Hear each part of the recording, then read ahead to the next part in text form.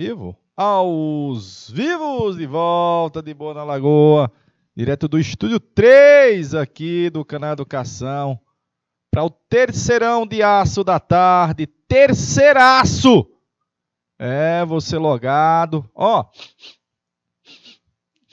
já tem um cheirinho de Enem, né? Já tá pertinho, para quem tá fazendo essa preparação para o Enem, essa reta final, fazer questões, né?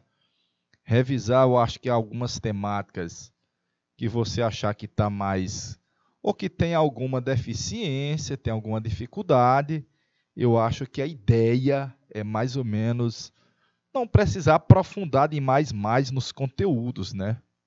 Deixa eu voltar aqui, olha. Tem essa questão do Enem de 2015, muito boa.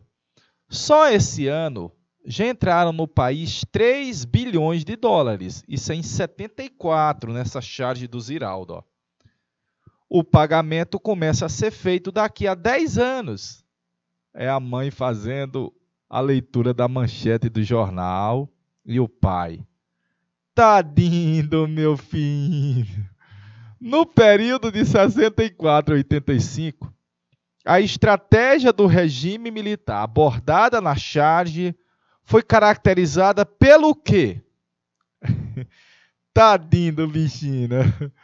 Parece minha avó falando no interior. Ô, bichinho, ô, coitadinho. E aí, galerinha? A estratégia abordada na charge foi caracterizada pela...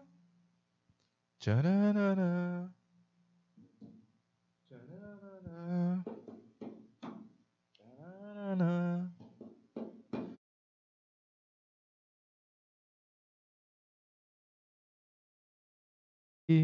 Alô Jacobina, alô Ribeiro, alô Uruçuí, alô Eliseu, Baixa Grande, alô galera de Juazeiro. Alô você do Rio de Janeiro, Juazeiro e Rio de Janeiro. Priorizou a segurança nacional? Não exatamente.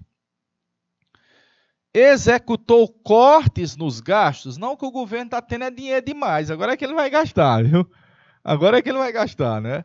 Nacionalizou empresas multinacionais? Nunca. Tá doido? Senão os caras não teriam mais interesse em entrar no Brasil, né? Formou promoção de política de distribuição de renda no regime? Não. Mas vai haver a captação de financiamentos alienígenas. Captação de financiamentos estrangeiros. Financiamentos alienígenas. Aí sim, ó. Letra B de bom aluno na questão do Enem 2015, galerinha. 2015. O golpe de 64 foi acompanhado de alterações na organização política, como cassações de direitos políticos, fechamento de partidos e censura. A partir de 69, iniciou um período chamado Milagre Econômico Brasileiro, em que predominaram os investimentos em bens de consumo durável, exportação de manufaturados e abertura do mercado ao capital alienígena, ao capital estrangeiro. Foi também característica desse modelo. Ora, ele já citou algumas. Investimento em bens de consumo durável, televisão, automóvel, geladeira, exportação de manufaturados, haja vista que a mão de obra no Brasil era muito mais barata, abertura do mercado ao capital estrangeiro. Ele quer que você identifique mais uma outra. Foi também característica desse modelo econômico, dois pontos, interroga. Tempo, deixa R$ 1 na tela para ver se a galera manda a resposta para nós, meu rei.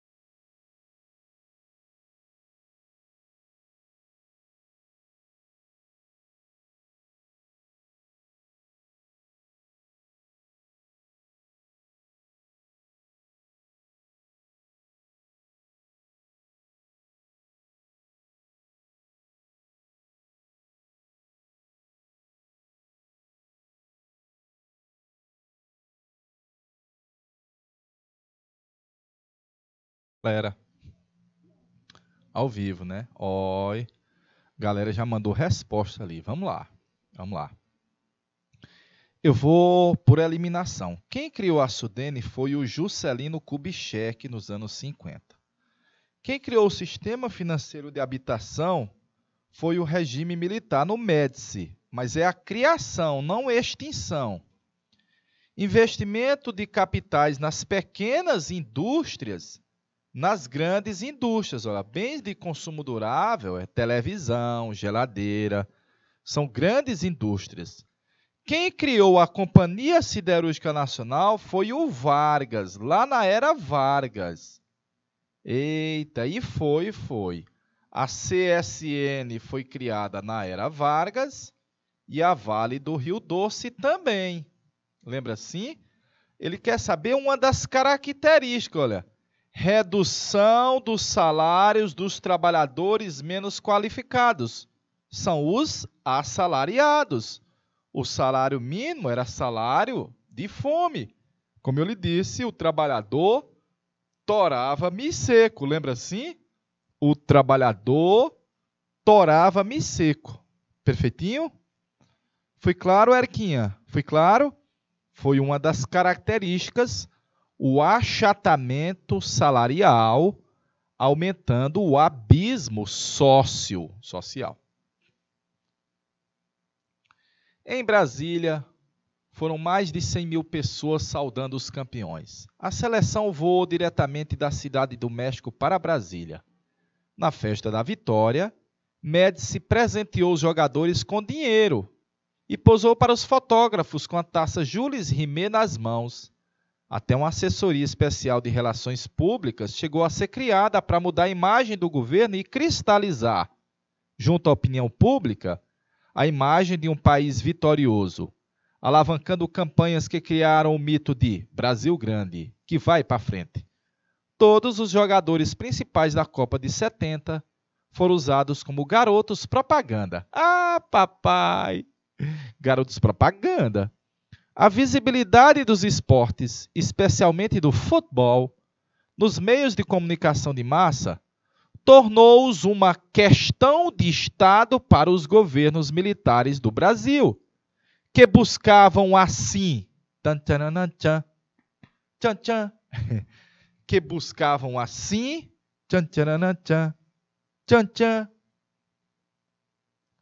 meu rei, deixa um real na tela para a galera mandar resposta. Per favore, in italiano. Per favore, in italiano.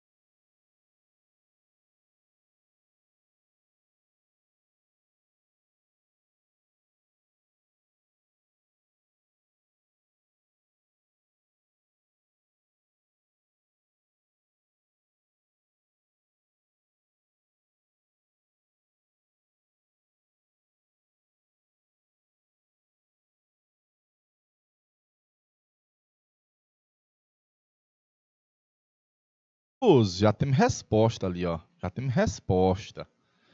Ou seja, a visibilidade tornou-se uma questão para o governo militar que buscava, assim, legitimar o Estado autoritário por meio de vitórias nacionais. Sim, o governo utilizou da vitória na seleção no Tri de 70 e também das vitórias do Emerson Fittipaldi na Fórmula 1 no ano de 71 para justificar, legitimar a forma autoritária, letra A de aprovado na questão de número 3 do Enem, viu? Do Enem. Eu vou saltar 4 a 5. Vamos para 5. O despotismo, você sabe o que é déspota? Déspota é um tirano, né? Na Roma Antiga era ditador. O despotismo é o governo em que o chefe de Estado executa arbitrariamente as leis que ele dá a si mesmo e em que substitui a vontade pública por sua vontade particular. É um déspota. É um governo autoritário, pessoal, tirânico. O conceito de despotismo, elaborado pelo filósofo Immanuel Kant, pode ser aplicado na interpretação do contexto brasileiro posterior ao AI-5, porque ele descreve o quê? Pode ser aplicado na interpretação do contexto político posterior ao AI-5, porque ele descreve o quê? É um grande déspota esclarecido, um tirano influenciado pelas ideias iluministas, foi o meu amigo Marquês de Pombal, Sebastião José de Carvalho e Melo, conde de Oeiras, depois Marquês de Pombal. Tio, o Médici pode ser meio que um déspota esclarecido, né? Melhor dizer que é um ditador, né? É um populista, viu? Autoritário e popular.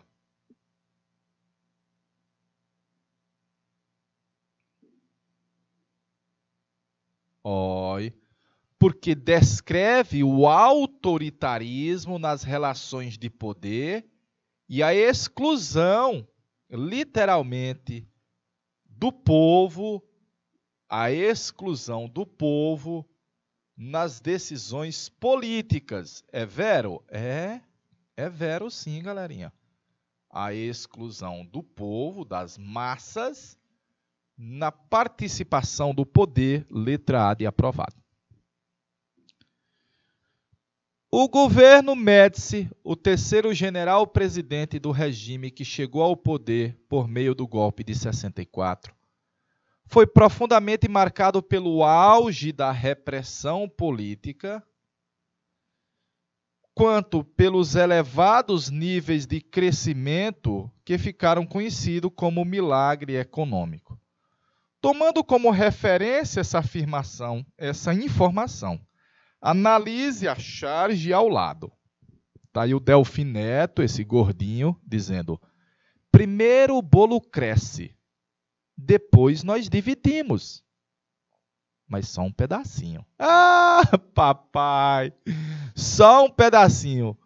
Tá aí, o Delfim Neto seria esse gordinho, esse rechonchudo, esse lindinho, e esse caboclo aqui, esse caboclo parecia eu quando era mais novo, viu? Bem magrinho, rapaz. E aqui é o povo brasileiro, é um representante do governo e o povo brasileiro. A crítica a um dos desdobramentos do chamado milagre econômico refere-se a quê? A crítica que você vê na charge a um dos desdobramentos do milagre econômico refere-se a quê? Tcharanana.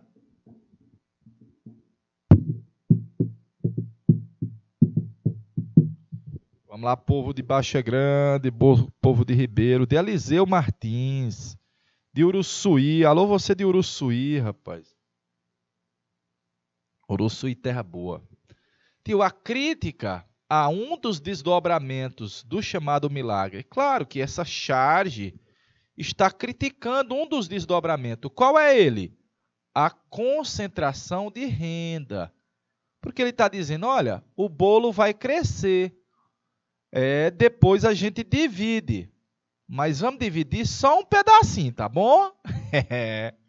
O restante deixa concentrado com os poderosos. Ah, papai!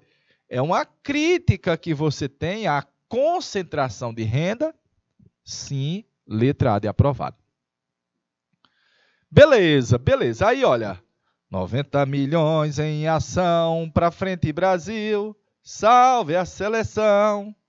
De repente é aquela corrente pra frente, todo o país deu as mãos, todos juntos vamos, pra frente Brasil, Brasil. Salve a seleção! É verdade, viu? E o presidente, durante o jogo, diz: pra frente, Brasil! Ninguém segura esse país! Iha! É subindo e subindo. Aqui não é município, não tem fronteiras, é constante sempre. E era o Brasil, ame-o ou deixe. Ou você amava o governo, ou sinta-se convidado a se retirar. O crescimento econômico, o controle da inflação, parece que nós tínhamos encontrado a fórmula mágica. Era um país de vencedores, era um país vitorioso, realizador, respeite conquistas brasileiras. Está aí um pouco do cenário e das propagandas que foram utilizadas pelo governo àquele momento. De boa? Mas, além desse crescimento, havia a repressão às guerrilhas, a oposição, e vai ter a Operação Condor. Condor aqui, Condor ali, Condor acolá. Condor. Eu vou deixar a Operação Condor para a próxima semana no governo do Geisel. No governo do meu amigo Ernesto Buchmann Geisel. Vou passar imagens para você ver algumas propagandas. Toda a nossa emoção, até o grande gol da vitória. Olha essa publicação do Estado de São Paulo, mostrando um torcedor aí eufórico, roendo as unhas. Finalmente o gol da vitória. Ninguém segura esse país. Brasil é um país que vai para frente. Brasil, conte comigo. Você constrói o Brasil. Brasil, ame-o ou deixe-o. Quem não vive para servir ao seu país, não serve para viver no Brasil. Sinta-se convidado a se retirar, velho. Sinta-se convidado a se retirar. Deixa eu mostrar imagens, olha aí, ó. Daí, na propaganda da Ford, Brasil, eu acredito. Um país que vai para frente. Olha essa propaganda desse livro ilustrado aí. Grandes personalidades brasileiras, grandes realizações. Olha o Emerson Fittipaldi aqui, ó. Show, né? Alberto Santos Dumont, Dom Pedro I, estádio de futebol, motos japonesas no Brasil agora, aviões da Força Aérea Brasileira, carros, personalidades grandes, Brasília. É um país grande, computadores. É um show, velho. O caneco é nosso. É verdade, a Taça Jules Rimet. E tá aí, meu amigo Pelé, meu amigo Tostão, deixa eu ver se eu vou identificando aqui, Mário Jorge Lobo Zagallo, aí é um Screte Canarinho né? Tricampeão. Gilmar, deixa eu ver mais. Jairzinho. Deixa eu ver mais. Está aqui o Pelé com o presidente Médici, a seleção brasileira ao retornar do El México. Ah, não. Aqui é o Zagallo e aqui é o Parreira, ó. Bem novinho o Parreira, ó. Bem novinho o Parreira, né? Tá aí o Pelé e o Médici, a seleção brasileira tirando foto na frente do Palácio da Alvorada, massa. Ninguém segura esse país. Ontem, hoje e sempre, Brasil. Olha essa propaganda da Texaco. Ame-o ou deixe-o. Nós o amamos. Há 55 anos contribuímos para o progresso do Brasil, oferecendo produtos de qualidade. É a maneira de participar de quem acredita sinceramente no futuro do Brasil. Texaco. Eita, rapaz. Tá aí mais imagens. O presidente Médici gostava de futebol. Foi ao Maracanã assistir jogos. Claro, com receio inicialmente de que poderia ser, vamos dizer assim, vaiado, mas não foi. Tio, só tá faltando o Lacerda, né? Por acaso, Eriquinho, o Lacerda começou a fazer críticas ao governo do Castelo Branco e críticas ao ato institucional que prorrogava o mandato do Castelo Branco por mais um ano e estabelecia que a eleição para presidente seria indireta, e o Lacerda vai perder os direitos políticos por 10 anos. Também. O Lacerda perdeu os direitos políticos por 10 anos. Eu acho que o Lacerda morreu na década de... Morreu em 76 ou foi 77, eu acho. Eu acho. Mas se fosse na Grécia Antiga, você ia dizer que ele morreu no ostracismo político, no esquecimento político. Ele foi colocado em escanteio no piauiês, né? No piauiês. O milagre. O milagre vai resultar em uma abismal e violenta concentração de renda. Vai haver o desenvolvimento do país, mas a contrapartida foi a pobreza, com um mega abismo entre os ricos e os pobres. Mega. O controle da inflação se fez principalmente com o arroxo salarial. Meu amigo. Ah, obrigado. 77. Não esqueço mais, olha. O Juscelino foi em 76, o Jango foi em 76 e o Lacerda foi em 77. Olha a coincidência aí, olha. 76 e 77 havia a Operação Condor. Ah, papai! Pouca mão de obra qualificada. Essa mão de obra qualificada era utilizada principalmente nas estatais, com mega salários, ou então nas multinacionais. Mas, no geral, o trabalhador lá embaixo torava-me seco. Não haviam praticamente políticas sociais inclusivas de incluir, de diminuir o sofrimento de parte da sociedade. Então, a ideia da teoria do bolo crescer e depois dividir, o bolo cresceu, mas não foi dividido.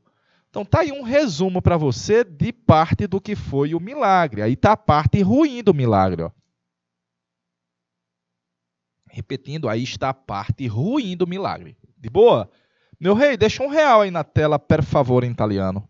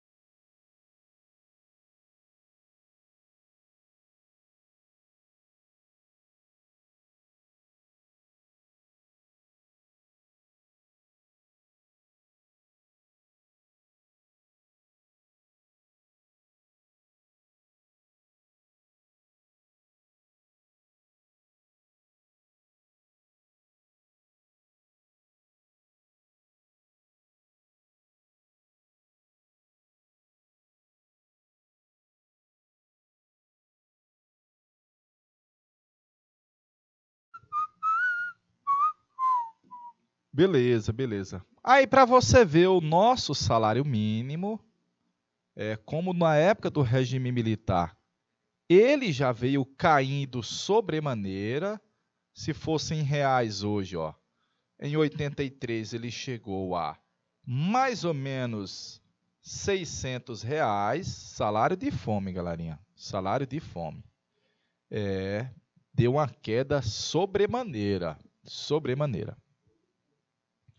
Depois do real, ele voltou a ter uma recuperação do poder de compra. Deu para ver aí, ó. Depois de 94, o salário mínimo voltou a ter uma recuperação do poder de compra, tendo o ápice ali na gestão da titia Dilma Rousseff.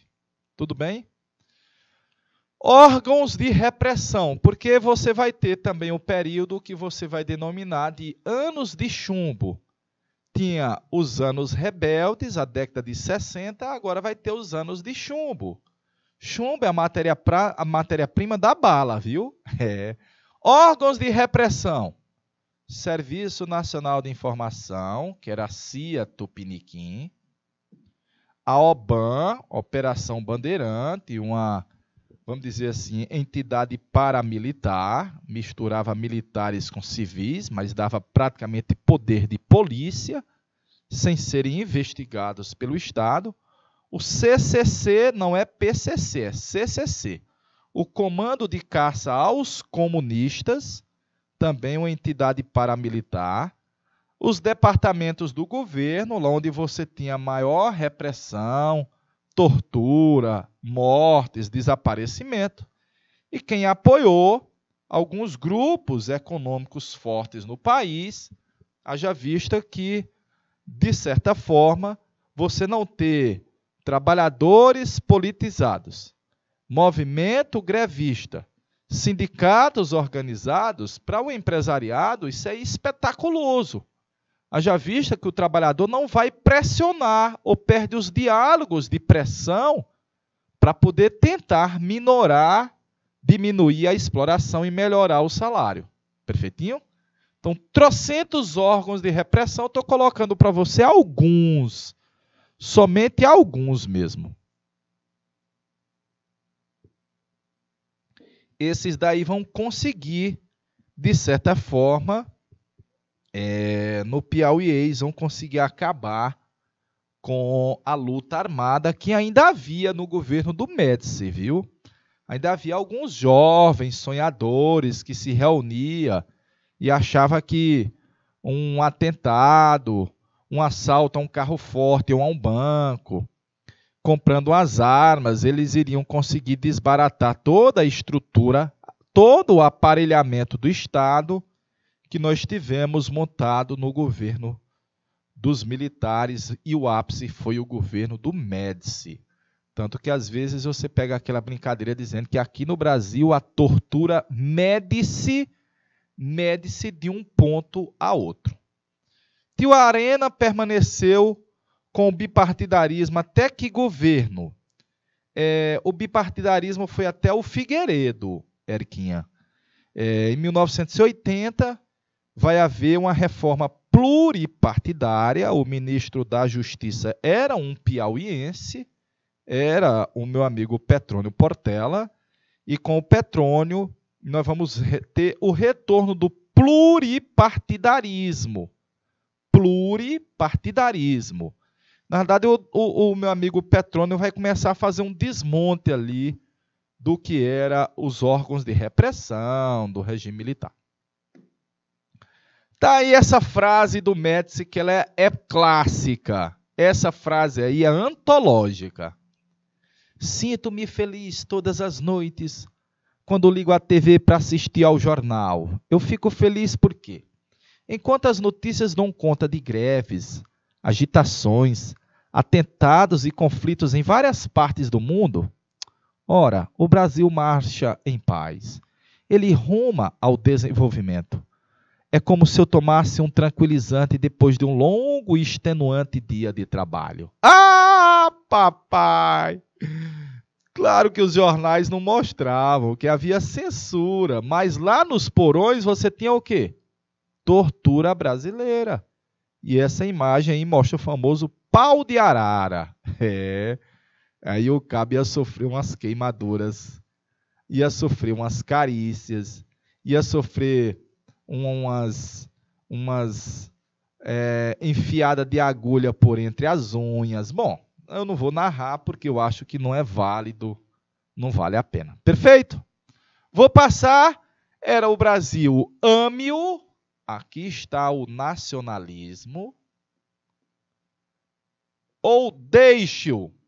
Aqui está a forma autoritária. Autoritária. A interpretação, cuidado, galerinha. Não é porque você é oposição ao governo, ao discurso do governo, que você seja contra o país. Cuidado. Veja que, vez por outra, você tem esse discurso voltando ao cenário nacional de achar que você não pode criticar as medidas do governo. Porque achar que criticar as medidas do governo é ser contra o país. Ah, pois vai para Cuba, pois vai para a China, pois vai para a União Soviética. Não é assim, galerinha. Em uma democracia, é permitido, evidentemente, que as oposições, ou os que pensam de forma discordante, ou os que têm uma pluralidade de ideias, possam tecer críticas ao governo. Não quer dizer que ele não deixe, não ame o seu país. Cuidado, viu? Muito cuidado. Vou passar a imagem. Está aí o Marighella, vai ser executado numa emboscada em São Paulo. Foi morto numa emboscada em São Paulo, Carlos Marighella. Vou passar essa imagem, porque aí vou... Ah, tá aí o Médici, olha. Nós estamos resumindo o Médici aí, ó. Os vários órgãos de repressão, vários órgãos de repressão. Tem o milagre, os fatores do milagre atraiu as multinacionais, o governo fez muitos empréstimos, muitos investimentos públicos e o trabalhador torava seco, viu? Arrocha, arrocha, arrocha, arrocha o salarial. E a propaganda? Depois do Brasil tri em 70, o governo utilizou muito da imagem da vitória da seleção para dizer que a vitória lá era sinônimo das conquistas que haviam cá. Olha o que você tinha. Essa dobradinha futebol e política, desde a era Vargas, que já era utilizada como sinônimo de vitória do governo e vitória dos esportes. Ninguém segura esse país e o ame-o ou deixe-o.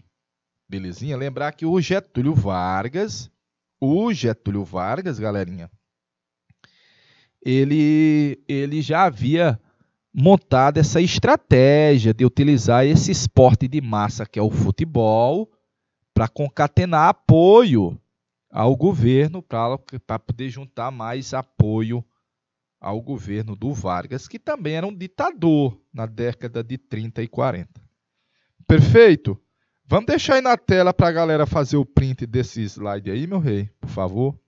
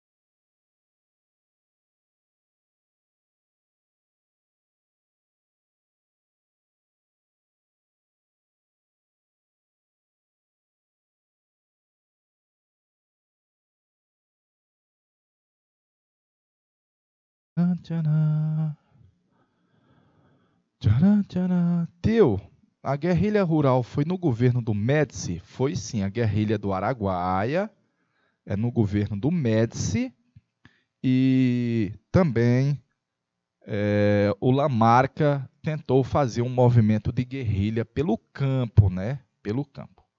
Eu estou colocando dois conceitos díspares para você entender o que é uma ditadura e o que é uma democracia. São dois conceitos que se chocam, evidentemente.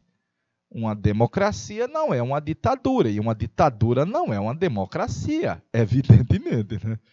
Ditadura é a designação dos regimes não democráticos ou antidemocráticos.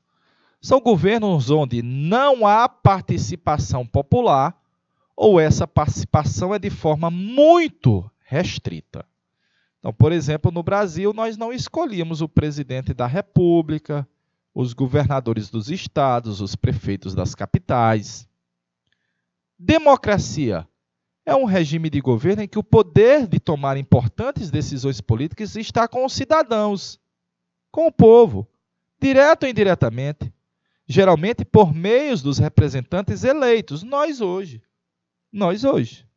Perfeito?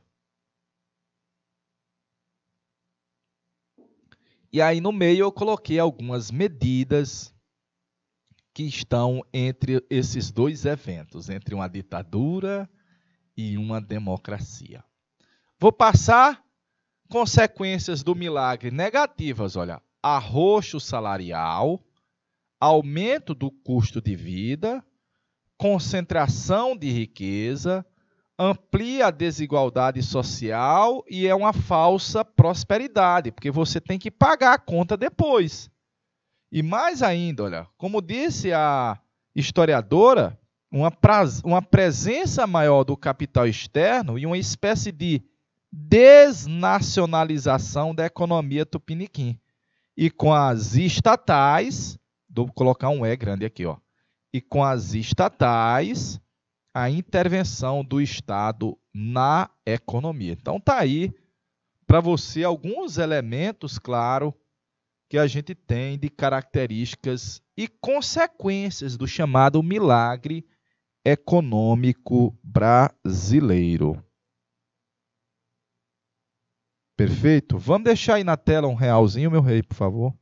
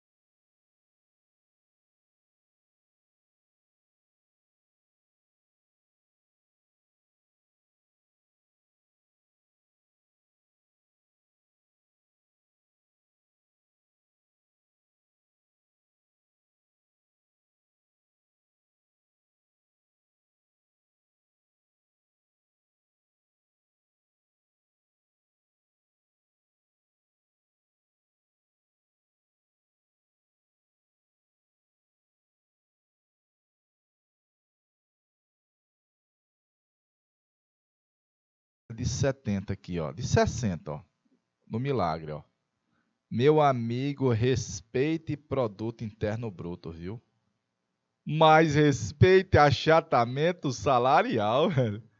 Tá crescendo, mas alguém tem que pagar a conta, olha. Sobrou para quem? Pro pequeno, pro trabalhador. Eita, meu parente.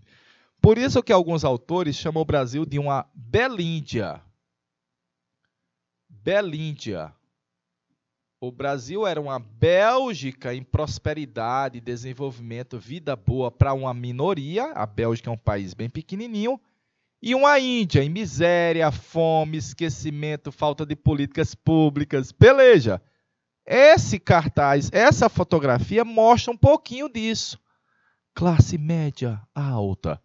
No Brasil, toda mulher tem charme.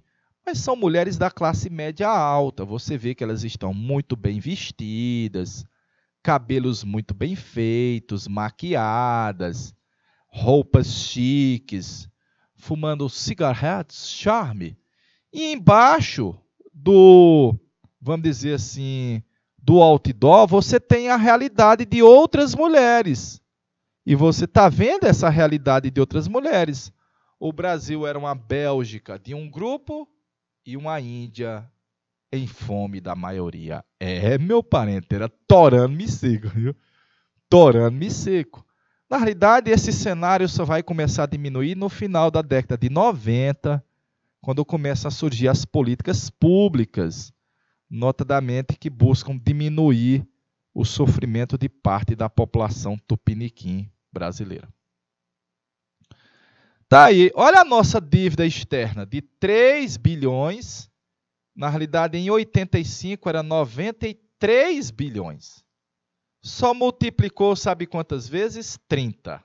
Ah, papai, em 20 anos a dívida externa multiplicou 30 vezes. Nós temos que pagar isso daí, viu? Eles gastaram, nós pagamos. Vou passar a imagem.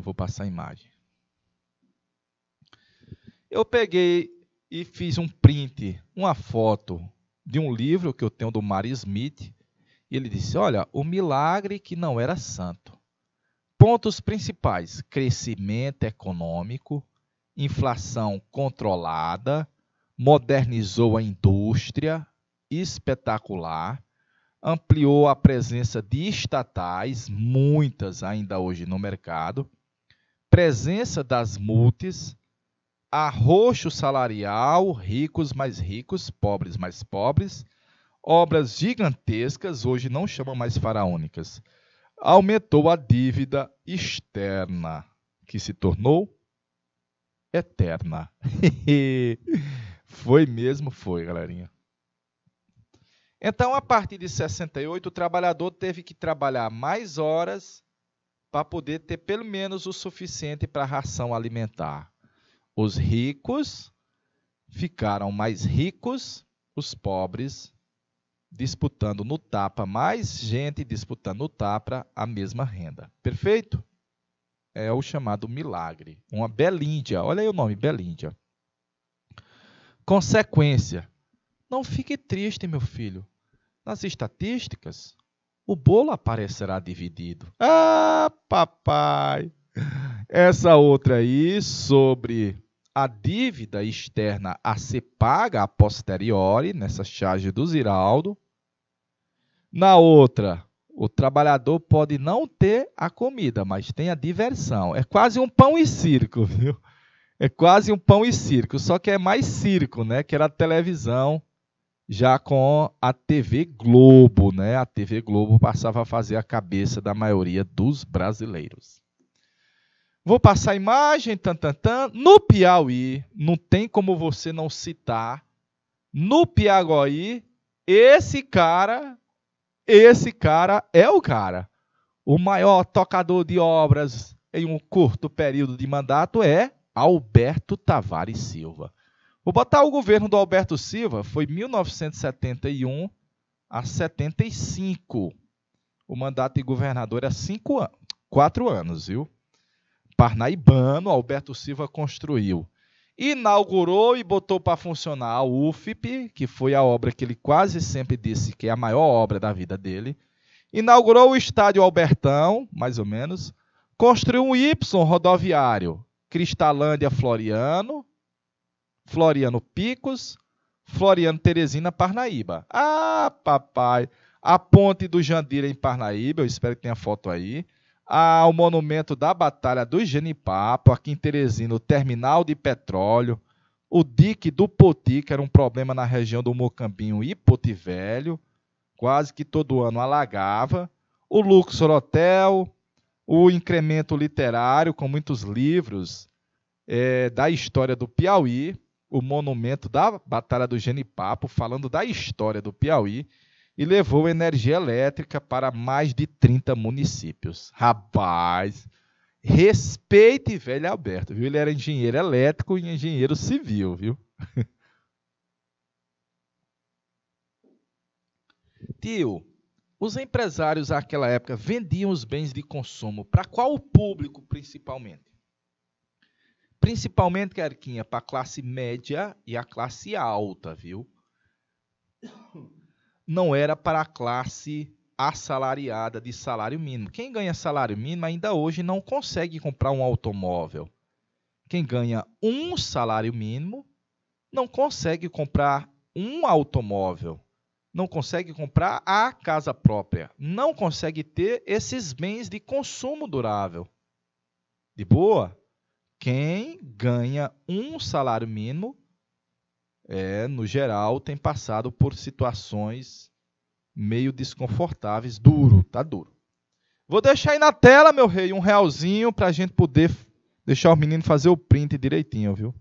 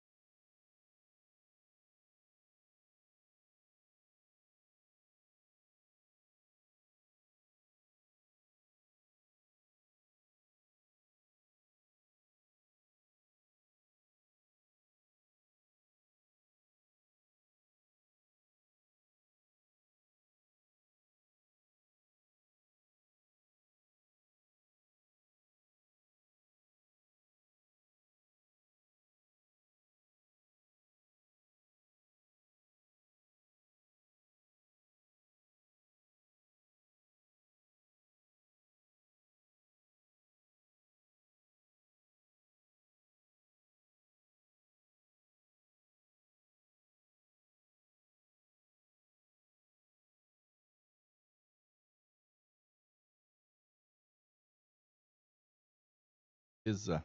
Beleza. Deixa eu ver.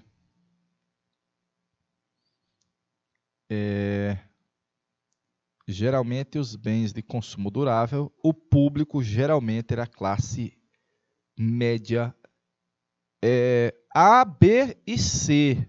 A, B e C. Não é bom classificar assim, mas seriam essas classes. D e E já não conseguiam entrar nesse mercado. Deixa eu mostrar a imagem. Está aí o velho Alberto Silva inaugurando o estádio Albertão. Eu vou deixar para contar essa historinha em outro dia, que eu acho que vale a pena. Massa. Está aí o Gigante da Redenção. É bem aqui pertinho, viu? É aqui pertinho de onde o professor Flávio está.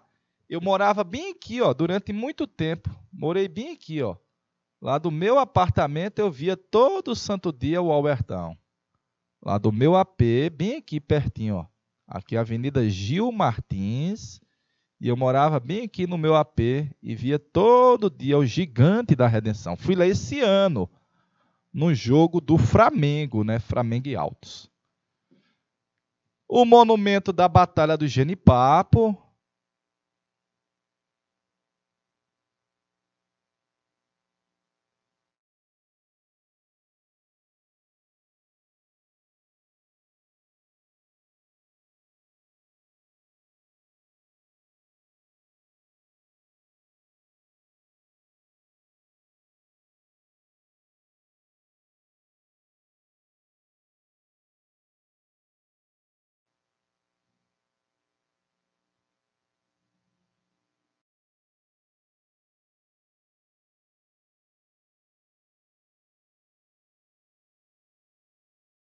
Os aos vivos, beleza.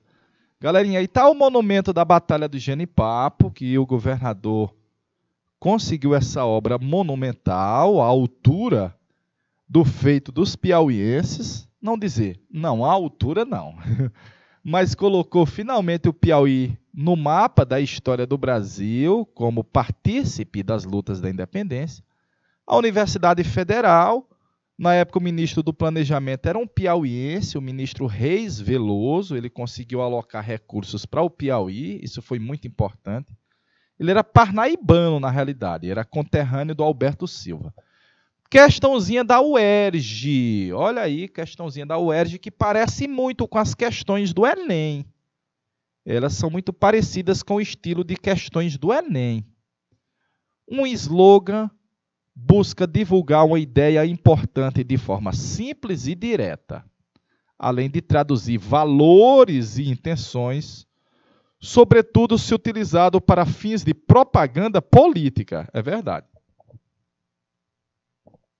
As propostas do governo Médici e do governo Lula, relacionadas aos slogans acima, estão identificadas respectivamente na seguinte alternativa.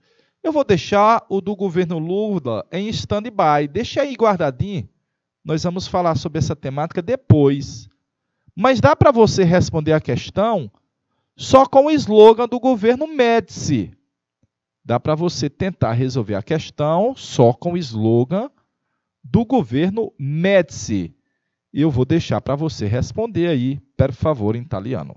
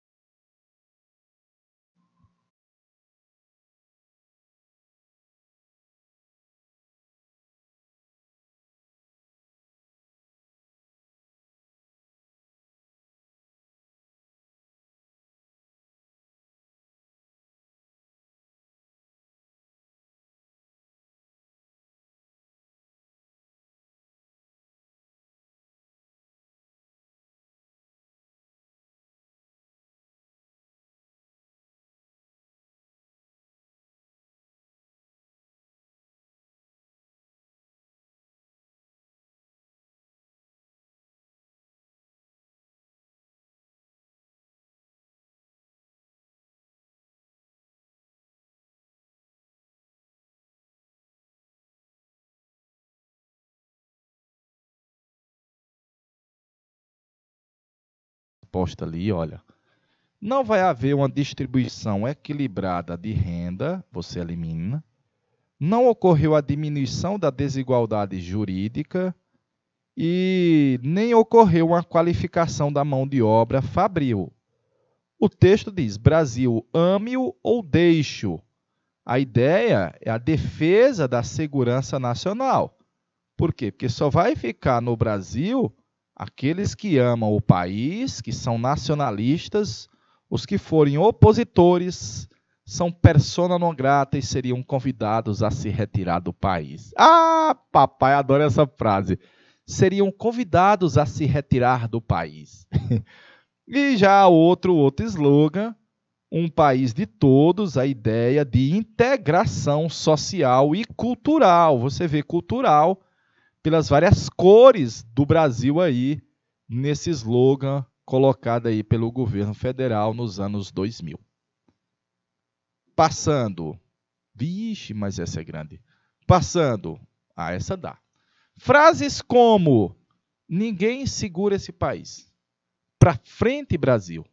Marcaram um governo do ciclo militar após 64 que, utilizando-se da censura e eficiente máquina de propaganda, apresentava o país como uma ilha de paz e prosperidade, a caminho de tornar-se uma grande potência, ocultando a repressão e as desigualdades do modelo econômico. Esse governo foi... Oh, já temos resposta. Titio Médici. Titio Médici. Veja que o autor da questão colocou todas as alternativas como governos do período do regime militar.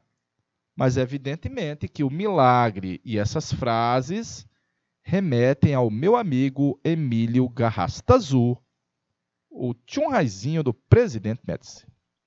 Deixa eu ver se dá tempo mais uma. O desenvolvimento econômico advindos da estabilização da economia contribuíram para a estabilidade do governo. O governo Médici entrou para a história como o período em que se registraram os maiores índices de desenvolvimento e crescimento do país. Essa fase de prosperidade tinha muito mais causas externas do que internas. O custo social e econômico para o país foi altíssimo. Brutal concentração de renda impediu que as camadas populares melhorassem suas condições de vida. As desigualdades sociais e a pobreza aumentaram bastante nesse período. Texto aí da UOL, Educação. os acontecimentos descritos no texto ficaram conhecidos pelo nome de milagre econômico brasileiro, como já assinalou Érica lá na cidade de Juazeiro do Piauí. Juazeiro do Pi. Juazeiro do Pi. De boa? Estamos encerrando nossa aula de hoje. Foi uma adiantada boa, viu? Foi uma adiantada boa. 71 slides. Muitos eu sei que são com imagens, mas eu acho que deu para dar uma esclarecida sobremaneira sobre os fatores do milagre, sobre a repressão realizada pelo Estado e sobre as consequências do milagre no governo do presidente Médici. Aqui a tortura Médici de um ponto a outro. Alô, meu amigo Sebastian Vettel, sejam bem-vindos de volta, de boa na Lagoa. Estou encerrando, deixando um cheiro, vou chegar aqui perto da câmera, deixando um cheiro, ó, na caixa do oi. Um grande abraço, até a próxima semana e tchau, tchau, tchau. Valeu, povo!